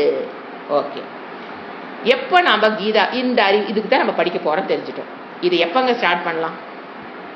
எப்ப ஸ்டார்ட் பண்ணணும்? வாழ்க்கையில யார் ஸ்டார்ட் பண்ணணும்? எப்ப ஸ்டார்ட் பண்ணணும்? அந்த கேள்வி என்ன பதில் கொடுக்கலாம்? பயம், சோகம், அதிலிருந்து நான் விடுதலையாகணும்னு யார் நினைக்கிறாங்களோ அவங்க அப்ப என்ன பண்ணிடலாம்? ஸ்டார்ட் பண்ணலாம். அப்ப எப்ப ஸ்டார்ட் பண்ணணும்? as soon as possible in your lifetime. எப்ப எதுல விடுபடணும்? பயம், சோகம். இங்க என்ன கிடையாது? ஆண் பெண்ணு அப்படிங்கிறதோ, இங்க பூஜை புனஸ்காரம் சாண்டிங் அதெல்லாம் இங்க கிடையாது. தேவதா வழிபாடுகள்லாம் இங்க கிடையாது. இந்த விஷயத்தை பொறுத்த வரைக்கும் தேவதா வழிபாடுகள் கிடையாது. வேதாந்தத்தை பொறுத்த வரைக்கும் தேவதா வழிபாடுகள் இங்கு கிடையாது. தேவதைகளை படைத்த ஈஸ்வர தத்துவத்தை பத்தி தான் நம்ம பார்க்க போறோம். சோ எப்ப கீதா ஸ்டார்ட் பண்ணா, எப்ப உங்களுக்கு நான் இந்த பயத்திலிருந்து விடுபடணும், இந்த சோகத்திலிருந்து விடுபடணும்னா அந்த நிமிஷத்துல கீதை படிக்க ஆரம்பிச்சிருங்க. பாஷ்யம் படிக்கிறதுக்கு ஆரம்பிச்சிருங்க. ஏன்? சாஸ்திரம்ங்கிறது என்னது? இப்போ கண்ணாடி. பாத்தீங்களா? இப்போ சாஸ்திரம்ங்கிறது என்னது? It's a mirror. என்னை பற்றி எனக்கு காட்டுகிற மிரர். ஏன்னா எங்கிட்ட இருக்கிற அறிவினால என்னை பத்தி நான் தப்பா தெரிஞ்சு வச்சிருக்கேன். அந்த அறிவை முழுமையாக பயன்படுத்தாதனால என்னை பற்றி நான் தவறான ஜட்மெண்ட் போட்டு வச்சிருக்கேன். அப்ப சாஸ்திரம் என்ன பண்ணுது? It's a mirror. உங்களுக்கு காமிக்குது நீங்க யாரு. பகவத்கீதை பாஷ்யம் ஆகட்டும், வேதாந்தம் ஆகட்டும், எதை காமிக்குது? நீ யாரு. சாஸ்திரம் இஸ் அ மிரர். அதுக்கு என்ன சொல்லுவோம்? பிரமாணம். அது ஒரு கருவி. சாஸ்திரம்ங்கிறது என்னது? It's instrument. பிரமாணம். எதை கொடுக்கறதுக்கு? எந்த அறிவு கம்மியா வச்சு நான் கஷ்டப்படுறனோ அந்த அறிவை முழுமை பண்ணுவதற்கு அந்த அறிவை கொடுக்கக்கூடிய பிரமாணம் தான் சாஸ்திரம். சோ இந்த சம்சார நிவிருத்தி, இப்ப இந்த வேர்டு புரியுதுங்களா? சம்சார அந்த வேர்டுக்கு மீனிங் என்னன்னு புரிஞ்சுக்கணும். அதிலிருந்து நிவிருத்தி, அதுக்குண்டான அதிலிருந்து வெளிவிடுது, அதுக்கு பேர் நிவிருத்தி. சம்சார நிவிருத்தி அப்படின்னா அதிலிருந்து வர்றது, அதற்குண்டான உபாயம் யாரு கொடுக்கிறா? கிருஷ்ணர் கொடுக்கிறார். பகவத்கீதை யாரு கொடுத்தா? கிருஷ்ணர். இப்ப கிருஷ்ணர் எப்படி கொடுத்தாரு? ஆஃப் ஹிஸ் ஓன் கொடுத்தாரா? கிடையாது. அவருடைய சொந்த புத்தி அல்ல. கிருஷ்ணருடைய சொந்த புத்தி கிடையாது. வேதத்தினுடைய சாரம். கிருஷ்ணர் அந்த வேதத்தினுடைய சாரம் அதத்தான் கீதையாக கொடுத்திருக்கிறார். அவருடைய சொந்த புத்தி அல்ல. பகவத்கீதை இஸ் ஃப்ரம் வேதத்தினுடைய சாரம். வேதம் என்னங்க? ரிக், யஜு, சாம, அதர்வணம். அப்போ அந்த வேதத்தினுடைய சாரம் போது அந்த என்ன வேதம் அப்படின்னா என்னங்கிறத இப்ப நம்ம அடுத்து பார்க்கலாம். அடுத்து வேதத்தை பத்தின இன்ட்ரோடக்ஷன். இது கீதைக்கு உண்டான ஏன் படிக்கிறோம், எதுக்கு படிக்கிறோம், ஒரு இன்ட்ரோடக்ஷன். சோ இப்ப அவர் எதை பேஸ் பண்ணி கிருஷ்ணர் கொடுத்திருக்காரு? அவர் சொந்த புத்தியில் அவர் கொடுக்க கிடையாது. வேதத்துல என்ன சொல்லப்பட்டதோ அதைத்தான் அவர் கொடுத்திருக்காரு. கீதையினுடைய சாரம் வேதம். அப்ப நம்ம என்ன பண்ணணும்? வேதத்தை பத்தி கொஞ்சமாவது தெரிஞ்சாதான் கீதைக்குள்ள போகணும். என்ன எதுலேருந்து அவர் சோர்ஸ் எடுத்தாரா அதை பற்றி கண்டுக்காம எனக்கு வேதத்தை பற்றிலாம் கவலை இல்லைங்க பகவத்கீதை மட்டும்தான் அப்படின்னா அது கல்வி முழுமை பெறாது. ஸோ இப்போ நம்ம வேதம் அடுத்த இன்ட்ரோடக்ஷன், ரெண்டாவது இன்ட்ரோடக்ஷன் என்னது? வேதம். ஃபர்ஸ்ட் இன்ட்ரோடக்ஷன் பகவத்கீதை பற்றி ஒரு இன்ட்ரோடக்ஷன். அடுத்தது அதாவது வேதாந்தத்துக்கு ஒரு இன்ட்ரோடக்ஷன் எடுத்துக்கலாம். இது அடுத்து இப்போ நம்ம பார்க்கறது வேதம் என்பதன் என்ன. இப்போ 4 வேதங்கள் உங்களுக்கு தெரியும். ரிக், யஜுர், சாம, அதர்வனம். அதில் ரிக்குங்கிறது 2ஆ பிரிஞ்சிருக்கு, கர்மகாண்டம் ஞானகாண்டம். யஜுர் 2ஆ பிரிஞ்சிருக்கு, கர்மகாண்டம் ஞானகாண்டம். அதர்வனம் எல்லாமே 4 வேதங்களும் 2ஆ பிரிஞ்சிருக்கு. இதுல சங்கரத்தினுடைய பாஷ்யத்தில் என்ன சொல்றாரு? கர்மகாண்டத்துக்கு அவர் கொடுக்கிறது டெஃபினிஷன், அது பிரவிருத்தி அப்படின்னாங்க செயல்படுதல். கர்மகாண்டம்னு அவர் என்ன சொல்றாரு? பிரவிருத்தி லக்ஷணஹா, தமிழ்ல செயல்படுதல். அது நிவிருத்தி. ஞானகாண்டத்துக்கு அவர் என்ன பேர் கொடுக்குறாரு? நிவிருத்தி லக்ஷணஹா. ஞானகாண்டம்னா விடுதல், விட்டு விடுதல் அர்த்தம். இது மட்டும் பேர் மட்டும் எழுதி வச்சுக்கோங்க. இப்ப நம்ம கர்மகாண்டத்தை பத்தி பார்க்க போறோம். ஏன்னா ஒரு வேதத்திலும் கர்மகாண்டம் ஞானகாண்டம் 2 இருக்குன்னு சொன்ன பாத்தீங்களா? அந்த கர்மகாண்டம் பத்தி ஒரு விளக்கம். அதை பார்த்துட்டு நம்ம எங்க போறோம்? ஏன்னா ஞானகாண்டத்தில் இருக்கிற விஷயம்தான் கீதை. வேதத்தினுடைய ஞானகாண்டம் உபனிஷத்துக்கள் என்ன சொல்லப்பட்டிருக்கோ அதுதான் கீதை. ஆனா வேதத்தை சார்ந்து எழுதும் போது வேதத்தை பத்தி கொஞ்சம் தெரிஞ்சுக்கிட்டு நம்ம எங்க போலாம்? கீதைக்குள்ள போலாம். இப்ப வேதம்ங்கிறது என்ன சொன்ன? ஃபர்ஸ்ட் கர்மகாண்டம். அங்க என்ன இருக்கு விஷயங்கள் அப்படின்னா, அங்க இப்படித்தான் வாழ வேண்டும். தேவதைகள் வழிபாடுகள் இருக்குங்க. அதை தாண்டி அங்க இவ்வளவு நாள் என்ன நம்ம ஜென்ரலா என்ன பார்த்திருப்போம்? கர்மகாண்டம்னா தேவதா வழிபாடுகள் அங்க இருக்கு. எப்படி பூஜை பண்றது, புனஸ்காரம் பண்றது, யக்னம் பண்றது, ஹோமம் பண்றது, பாராயணம் பண்றது, இதெல்லாம் உண்டு. அதை தாண்டி ஒரு விஷயம் அங்க இருக்கு. என்னது? வாழ்க்கையை எப்படி வாழ வேண்டும், இப்படித்தான் வாழ வேண்டும் அப்படின்னு இறைவன் நமக்கு அங்கு ஆர்டினன்ஸ் கொடுத்து இருக்கிறார். The ordinance of Bhagavan is there in கர்மகாண்டம். எதை செய்யணும், ஏன்னா எப்படி வாழணும்னா எப்படி சொல்றது? எப்படி வாழணும்? இந்த மாதிரி வீடு கட்டி வாழு, இந்த மாதிரி ட்ரெஸ் போட்டு வாழுங்கிறதல்ல. இப்படித்தான்னா எதை செய்யணும், விதி நிஷேதம் சொல்லுவோம். இதெல்லாம் செய்யணும், இதெல்லாம் செய்யக்கூடாது. அந்த ரூபத்தில் கொடுத்திருக்க. எப்படி வாழணும்னா எந்த பேஸ்ல கொடுக்கிறாரு? இப்படி வாழணும், இப்படி வாழக்கூடாது, இந்த கர்மத்தை செய்யணும், இந்த ஆக்ஷன்ஸ் செய்யணும், இதெல்லாம் செய்யக்கூடாது, இதெல்லாம் பண்ணணும், பண்ணக்கூடாது அப்படிங்கறத என்னது? கர்மகாண்டத்தில் சொல்லப்பட்ட விதி நிஷேத ரூபம்.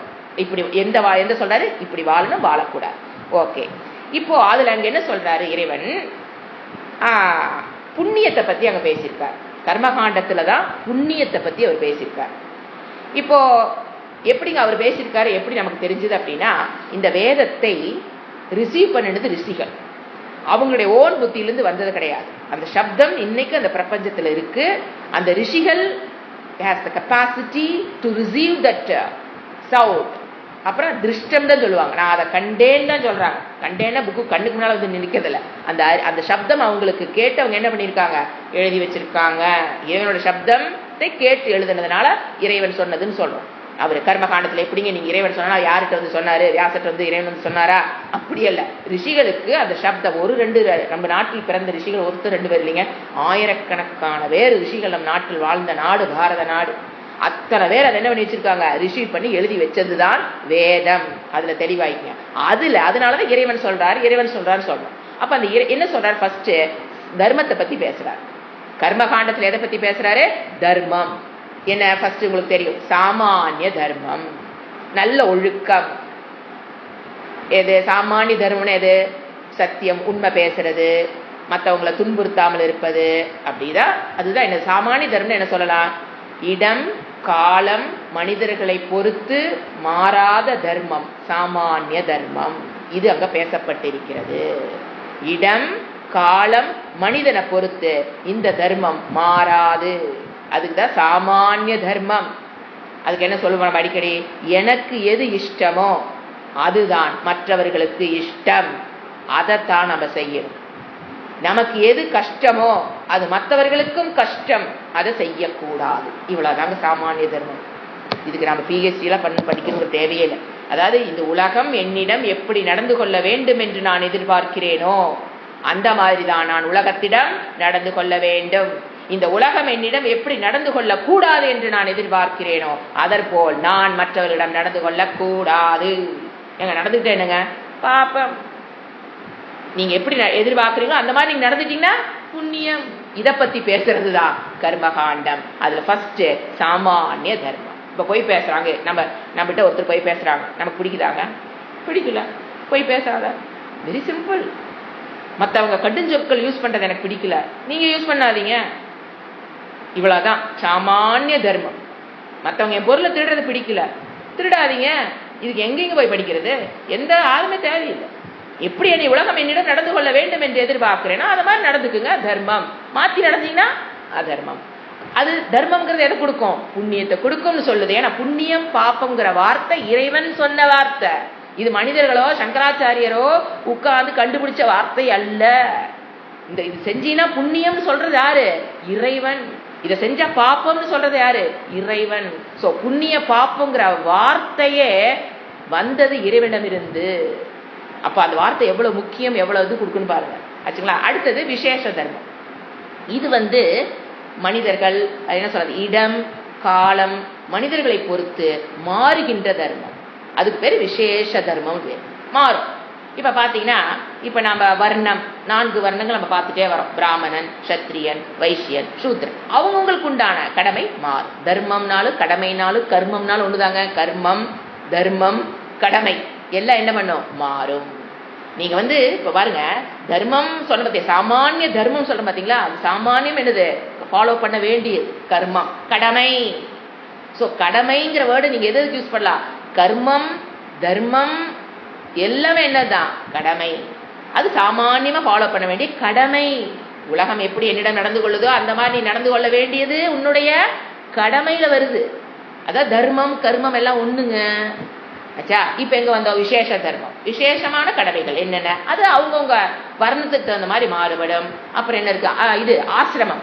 இப்போ இண்டிவிஜுவல் லைஃப்ல ஒரு ஃபர்ஸ்ட் எங்க வர ஸ்கூல் கோயிங் ஏஜ் பிரம்மச்சரி ஆசிரமம், கல்யாணம் பண்ணி போனதுக்கு அப்புறம் கிரகஸ்தாசிரமம், அதுக்கப்புறம் பொறுப்புகள் எல்லாம் ஃபேமிலி இருக்கிறவங்க கொடுத்துட்டு பசங்க பொண்ணு கையில கொடுத்துட்டு நம்மளுக்கு உண்டான வாழ்க்கையை தேர்ந்தெடுத்து வாழ்வது வானப்பிரஸ்தாசிரமம். அதுக்கப்புறம் சந்நியாசம் ஒரு ஆசிரமம். இந்த 4லயும் என்ன ஆகும்? கடமைகள் மாறுபடும், தர்மங்கள் மாறுபடும். அது பேர் தான் என்னது? விசேஷம். இதை யார் கொடுத்திருக்கா? பிராமணத்துவம் இருக்கிறவன் இந்ததான் செய்யணும், இதைத்தான் பண்ணணும் யார் கொடுத்தா? இறைவன். எப்படி வாழ வேண்டும், எப்படி நீ என்ன ஆசிரமத்தில் இருக்கிற, என்ன வர்ணத்தில் இருக்கிற, நீ உனக்கு இது கடமை. ஆர்டினன்ஸ் ஆஃப் பகவான் இஸ் கிவன் இன் கர்மகாண்டம் ஆஃப் 4 வேதம். 4 வேதத்திலையும் இறைவனோட ஆர்டினன்ஸ் எப்படி எப்படி வாழணும் அப்படிங்கிறத விட இப்படித்தான் வாழணும். இதுதான் கரெக்டான ஒரு எப்படி வாழணும்னு சொல்றாரத விட அவர் என்ன சொல்லியிருக்காரு? இப்படித்தான் நீ வாழ வேண்டும். இதை பாத்தீங்கன்னா நீங்க விசேஷ தர்மத்தை ஃபர்ஸ்ட் அத்தியாயத்துல டீட்டெயிலா பார்க்க போறோம். அதனால அவன் என்ன பண்ணலாம், இதோட கட் பண்ண அங்க அர்ஜுனன் கேட்பான். அப்ப அவர் அது விசேஷ தர்மத்துக்கு உண்டான, ஏன்னா அவனுக்கு கன்ஃபியூஸ் ஆயிடும். விசேஷ தர்மத்தை நான் ஃபாலோ பண்ணணுமா, எந்த அர்ஜுனுக்கு டவுட் என்ன படிச்சிருக்குன்னு ஓரளவுக்கு தெரியும். அதாவது எனக்கு அவன் கேட்கறது, நான் சாமானிய தர்மத்தை ஃபாலோ பண்ணுமா விசேஷ தர்மத்தை ஃபாலோ பண்ணட்டுமான்னு ஒரு பெரிய டவுட் நம்மளோட வாழ்க்கை எல்லாத்துக்குள்ளயும் வரும். அதுதான் அவனுக்கு வந்தது. இது அர்ஜுனுடைய மனோநிலையை நம்ம பார்க்க போறோம் இன் டீட்டெயில். அதாவது என்னன்னா அவன் என்ன கேட்பான், அகிம்சை, என்ன ஒருத்தர் கொல்றது பிடிக்காது, நான் யாரையும் கொல்லக்கூடாதுங்கிறீங்க, சாமானிய தர்மம், இட்ஸ் தி ஆர்டர் ஆஃப் பகவான். ஓகே, இப்ப பீஷ்மரை போட்டு தள்ளுங்கிறீங்க. புரியல, அவனுக்கு புரியாது. சாமானிய தர்மத்தை எல்லாரும் ஃபாலோ பண்ணி ஆகணுங்கிறீங்க. சரி ஓகே, இப்ப என்னங்கிறீங்க, பீஷ்மரை போட்டு சொல்றது என்னங்க, ரொம்ப ஒரு ஹிம்சை பண்றது, அதன் ஒரு அஹிம்சையான செயலா? அவனுக்கு அதான் கன்ஃபியூஷன் வந்த இடமே அதுதான். இதுதான் மனிதர்களுக்கு வரக்கூடிய விஷயம், டவுட், மெயின் டவுட். அஹிம்சையை ஃபாலோ பண்ணு, யாரையும் கொல்லக்கூடாது, உன்னை யாரும் கொல்றது பிடிக்காது, நீ யாரையும் கொல்லாத அப்படின்றீங்க. அப்ப இப்ப போர்க்களத்தை நிக்க வச்சு என்ன பண்றீங்க, அவனை போடு இவனை போடுங்கிறீங்க. அப்போ எனக்கு டவுட்டுங்கிறத அவன் கேட்பான். அங்க இறைவன் நல்லா விளக்க போறாரு. நம்ம அங்க விசேஷ தர்மத்துக்கு உண்டானதை நம்ம பார்க்கலாம். புரிஞ்சுங்களா? இப்ப நம்ம இது வரைக்கும் நம்ம என்னென்ன பார்த்துருக்கோம்னா, ஃபர்ஸ்ட் ஒரு இன்ட்ரோடக்ஷன், அதுக்கப்புறம் வேதத்தினுடைய முதல் பகுதி கர்மகாண்டத்துல என்னென்ன கொடுக்கப்பட்டிருக்கு இது மட்டும் பார்த்துருக்கோம். இப்ப அடுத்த இன்ட்ரோடக்ஷன், அடுத்த கிளாஸ் என்ன ஃபாலோ பண்ணணும்னா, what is the use to, இப்படித்தான் வாழணும்னு பகவான் சொல்றாரு இல்லையா? அப்படி வாழ்றதுனால, ஏன்னா வாழுன்னு சொன்னா யாரும் வாழ மாட்டோம், என்ன பிரயோஜனம்? இறைவன் சொன்ன ஆர்டினன்ஸை ஃபாலோ பண்ணி வாழ்ந்தா வாட் இஸ் த யூஸ்? அதை அடுத்த கிளாஸ்ல பார்க்கலாம். ஓம் சாந்தி சாந்தி சாந்தி. ஹரிஹி ஓம். ஸ்ரீ குருப்யோ நமஹ. ஹரிஹி ஓம்.